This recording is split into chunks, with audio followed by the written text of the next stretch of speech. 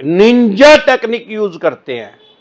सारे देश में लाखों आदमी ये यूज कर रहे हैं भाई, जिनका खास तौर पे जो रेंट पे रहते हैं, किराए पे रहते हैं, पैसा है नहीं और कई लोन हो गए, 8-10 क्रेडिट कार्ड हो गए, सिचुएशन क्या आ गई है, मरने की स्थिति आ गई है, तो वो फिजिकल डेथ के बजाय अपनी फाइनेंशियल डेथ कर लेते हैं और वहां से रफू चक्कर हो जाते हैं, 9-2-11 हो जाते हैं।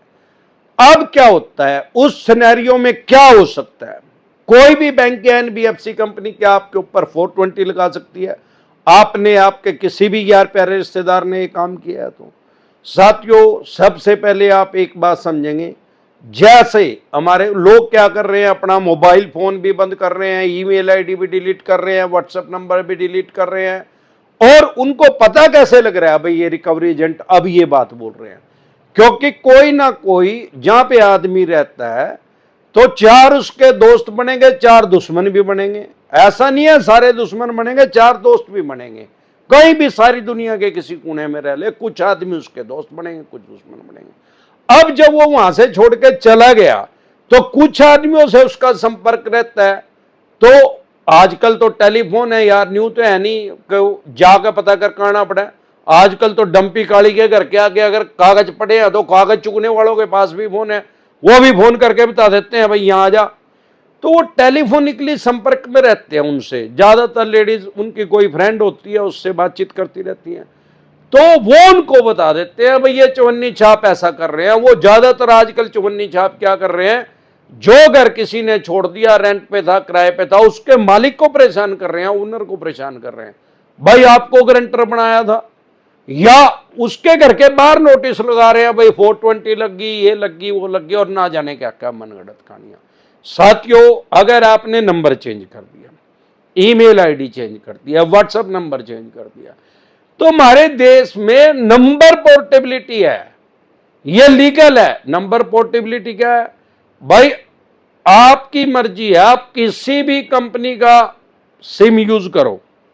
जैसे फॉर एग्जांपल आपके पास जियो का नंबर है, आपको सर्विस नहीं मिल रही, आप एयरटेल का लेना चाहते हैं, तो आप वही नंबर उधर पोर्ट करवा सकते हैं, लीगल है, कानूनी रूप से सही है।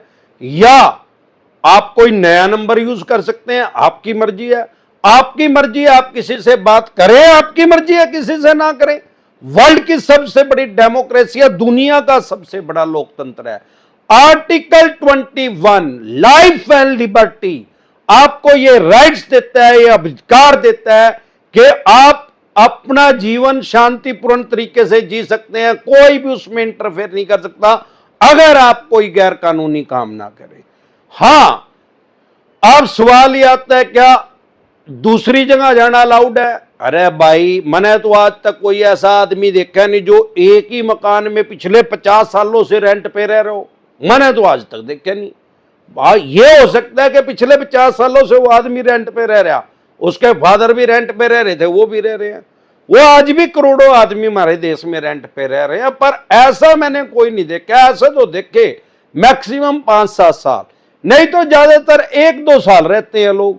फिर क्या होता है, या तो मनमुटाव हो जाता है मालिक के साथ किसी बात पे, या रेंट पे बात डील नहीं बन पाती। भाई 11 महीने का रेंट एग्रीमेंट है हमारे देश में, 11 महीने के बाद अगर वो कहता है रेंट बढ़ाओ और वो जो किराएदार है वो रेंट नहीं बढ़ाता, तो उस बात पर उनका मनमुटाव हो जाता है। या अगर एक ही सेम ही घर में वो रह रहे हैं तो स्वाभाविक बात है कि लेडीज की आपस में मनमुटाव हो ही जाता है किसी ना किसी छोटी बात पे। फिर वो जो रेंट पे रहता है, किराए पे रहता है, वो सोचता है यार मैंने रेंट तो देना ही है, तो मैं क्यों इसका नौकर बनूं, मैं इसका दबाव क्यों सहूं, मैं दूसरी जगह ले लूंगा। तो ज्यादातर दूसरी जगह उसको शिफ्ट करते ही हैं। अब अगर आपने शिफ्ट कर लिया, आपने उसी शहर में ले लिया, अब दिल्ली जैसे शहर में तो 3 करोड़ आदमी रहते हैं यार, 2 गली छोड़ के मकान ले लिया तो 2 गली में ही 5000 आदमी रह रहे हैं यार। वहां तो 20-20, 50-50 मंजिल तक टंगे पड़े हैं। मुंबई जैसे शहरों में तो 40-40 मंजिला बिल्डिंग है। तो फिर उनको कैसे पता लगेगा? अबे नहीं पता लगेगा तो क्या क्राइम कर दिया भाई? वो तो पिछले 20 सालों से ही काम कर रहा है, हर साल 2 साल में अपना एड्रेस चेंज कर रहा है, उसकी मर्जी है, वो आधार कार्ड में चेंज करवाए ना करवाए, वो उसकी मर्जी है, कोई उसको फोर्स नहीं कर सकता, कोई उसके ऊपर दबाव नहीं डाल सकता कि उसको अपना एड्रेस चेंज नहीं करवाना। अब आज की डेट में तो धारा 370 हट चुकी है हमारे देश से। अब तो आप जम्मू कश्मीर में भी जाके प्रॉपर्टी खरीद फरोख्त कर सकते हो। जब धारा 370 लगी हुई थी तब तक ये था कि भाई आप वहां पे जाके प्रॉपर्टी नहीं खरीद सकते। अब तो आप वहां पे भी जाके प्रॉपर्टी खरीद सकते हो, वहां पे जाके बेच भी सकते हो, वहां पे खरीद के रह भी सकते हो, वहां पे रेंट पे भी रह सकते हो। आप सारे देश के किसी भी कोने में जाके रेंट पे रह सकते हो। ये कोई आपको इसके लिए कोई परमिशन थोड़ी लेनी पड़ेगी सरकार से, इसके लिए कोई वीजा थोड़ी लगेगा यार। अपने देश में ही तो रह रहे हैं, आप कश्मीर में रह रहे हैं, कन्याकुमारी में रह सकते हैं, आसाम में रह रहे हैं, आप गुजरात में रह सकते हैं, आपकी मर्जी है। ऐसा कोई ये क्राइम नहीं है, अपराध नहीं है। तो चवन्नी छाप बकवास कर रहे हैं, उठाए गिरे लोगों को डरा रहे हैं, धमका रहे हैं, साइकोलॉजिकल प्रेशर में लेने के लिए, मनोवैज्ञानिक दबाव के अंदर लेने के लिए लोग निंजा टेक्निक यूज कर रहे हैं। क्यों कर रहे हैं? अरे यार ये मरने के लिए मजबूर कर रहे हैं लोगों को। लोगों के पास पैसा नहीं है। अब फॉर एग्जाम्पल मकान चेंज कर दिया भाई, अरे चेंज कर दिया वो कोई क्राइम थोड़ी हो गया। अब वो कहते हैं मकान क्यों चेंज करा भाई, मान लो आप मिल गए। अबे बोली त्रेड जब पहले भी चेंज कर रहे थे, जब लोन नहीं लिया था तब भी चेंज कर रहे थे हम तो। अब सवाल ही आता है भाई, जो आदमी रेंट पे रह रहा है तो उसके लिए कोई ऐसी गाइडलाइंस तो है नहीं कि वो अगले 50 साल तक वहीं रहेगा, जब तक हरिद्वार जाएगा वहीं रहेगा।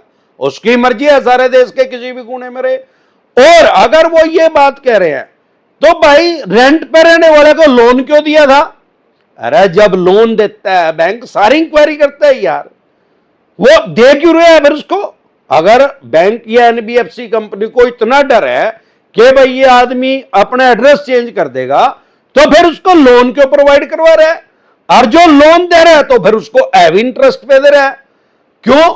अरे यार वो सारे डॉक्यूमेंट्स नहीं ले रहा क्या? जब वो आपको फोन देता है ऑनलाइन या ऑफलाइन, ऑनलाइन भी देता है तो भी टेलीफोनिकली तो बातचीत होती है किसी न किसी से, उसके रिप्रेजेंटेटिव से। वो आपसे पूछता है कितने सालों से यहां रह रहे हो, रेंट पे रह रहे हो, क्या अपना मकान है? आप अपना कहते हो तो आपसे बिजली पानी का बिल मांगते हैं वो। हालांकि रजिस्ट्री तो नहीं मांगते, लेकिन बिजली पानी के बिल से उसको पता लग जाता है। हाउस टैक्स मांगते हैं। अरे जब बिजली का, पानी का, हाउस टैक्स का बिल किसी के नाम आ रहा है तो इट मींस वो प्रॉपर्टी उसी की है यार। कॉमन सेंस की बात है। अगर कोई आदमी रेंट पे रह रहा है तो जो ओनर है, जिसके नाम ओनरशिप है, जिसके नाम मालिकाना हक है उस मकान का, फ्लैट का, दुकान का, फैक्ट्री का, कारखाने का, तो वो उसके नाम ही आएगा ना। बिजली का बिल, पानी का बिल उसी का नाम आएगा। हाउस टैक्स या जो भी बिल्डिंग का टैक्स है वो सारा उसी के नाम आएगा, उस रेंट वाले के नाम तो नहीं आएगा।